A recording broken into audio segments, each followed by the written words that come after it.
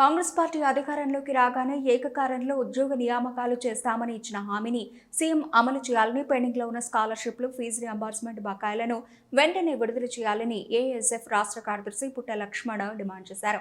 హనుమకొండ, వరంగల్ జిల్లా కలెక్టర్ కార్యాలయాల ఎదుట ఏఎస్ఎఫ్ విద్యార్థి సంఘాల ఆధ్వర్యంలో ధర్నా నిర్వహించారు. ఫీజు బకాయిలు విడుదల చేయకుండా విద్యార్థుల భవిష్యత్తుతో ప్రభుత్వం చెలగాటమాడుతోందని ఆరోపించారు. విద్యా హక్కు చట్టం 2009 ప్రకారం ప్రైవేటు, కార్పొరేట్ విద్యా సంస్థల్లో 25% పేద విద్యార్థులకు ఉచిత విద్య కల్పించాలని డిమాండ్ చేశారు. జీవో నంబర్ 789లను రద్దు చేయాలని, పూర్తిస్థాయి విద్యాశాఖ మంత్రిని వెంటనే నియమించాలని డిమాండ్ చేశారు. సీఎం రేవంత్ రెడ్డి 26,000 ప్రభుత్వ పాఠశాలలను 4,000కు తగ్గిస్తా అన్న మాటను వెంటనే వెనక్కి తీసుకోవాలన్నారు. సమస్యలు పరిష్కరించకపోతే ఉద్యమాన్ని మరింత ఉధృతం చేస్తామని విద్యార్థి సంఘాల నాయకులు హెచ్చరించారు. కాంగ్రెస్ ప్రభుత్వం అధికారంలోకి వచ్చి 2.5 సంవత్సరాలు గడుస్తూ ఉన్నా విద్యారంగ సమస్యలు ఎక్కడేసిన గొంగడి అక్కడే ఉన్నట్టుగా తయారైనది.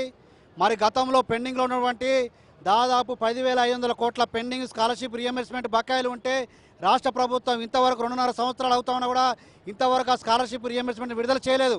మరి గతంలో టీఆర్ఎస్ సర్కార్ ఉన్నప్పుడు గతంలో ఉన్నటువంటి 8,000 పైచీలకు కోట్ల స్కాలర్షిప్లు రియంబర్స్మెంట్ బకాయిలు ఉంటే మరి అప్పుడు టీసీసీ అధ్యక్షునిగా ఉన్నటువంటి రేవంత్ రెడ్డి గారు మరి మీ కాంగ్రెస్ అధికారంలోకి వస్తే ఏకకాలంలో పెండింగ్లో ఉన్నటువంటి ఫీజు బకాయిలు చెల్లిస్తామని చెప్పని హామీ ఇచ్చి మరి గద్దెనెక్కి 2.5 సంవత్సరాలు అవుతా ఉన్నా కదా ఇంతవరకు బకాయిలు ఉన్నటువంటి దాదాపుగా 10,500 కోట్లు ఫీజు బకాయిలు ఉన్నాయి. మరి వాటిని విడుదల చేయలేదు.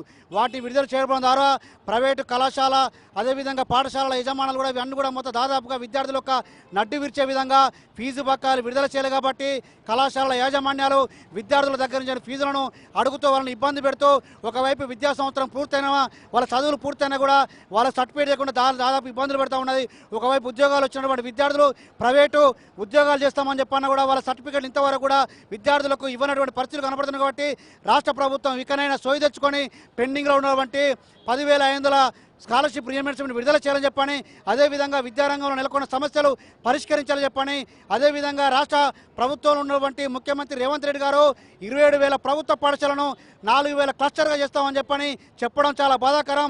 ఏదైతే రాష్ట్ర వ్యాప్తంగా ఉన్నటువంటి 27,000 ప్రభుత్వ పాఠశాలలో వాటిలో మౌలిక వసతులు కల్పించి ఖాళీగా ఉన్నటువంటి టీచింగ్, నాన్ టీచింగ్ పోస్టులు భర్తీ చేయాలని చెప్పని చేయకుండా ఒక 4,000 క్లస్టర్గా తగ్గిస్తామని చెప్పని ప్రభుత్వ విద్యను పేద విద్యార్థులు దూరం చేయాలని చెప్పని కుట్రలు చేస్తూ ఉన్నారు. కాబట్టి 27,000 ప్రభుత్వ పాఠశాలలు 4,000 క్లస్టర్లుగా తగ్గిందో చెప్పని, అదేవిధంగా పెండింగ్లో ఉన్నటువంటి ఫీజు రియంబర్స్మెంట్ బకాయిలు విడుదల చేయాలని చెప్పని, విద్యారంగంలో నెలకొన్న సమస్యలు పరిష్కరించాలని చెప్పని ఈరోజు ఏఐఎస్ఎఫ్ రాష్ట్ర వ్యాప్తంగా 33 జిల్లాలలో కలెక్టరేట్ల ముందు చెలో కలెక్టరేట్ పిలిపినడం జరిగింది.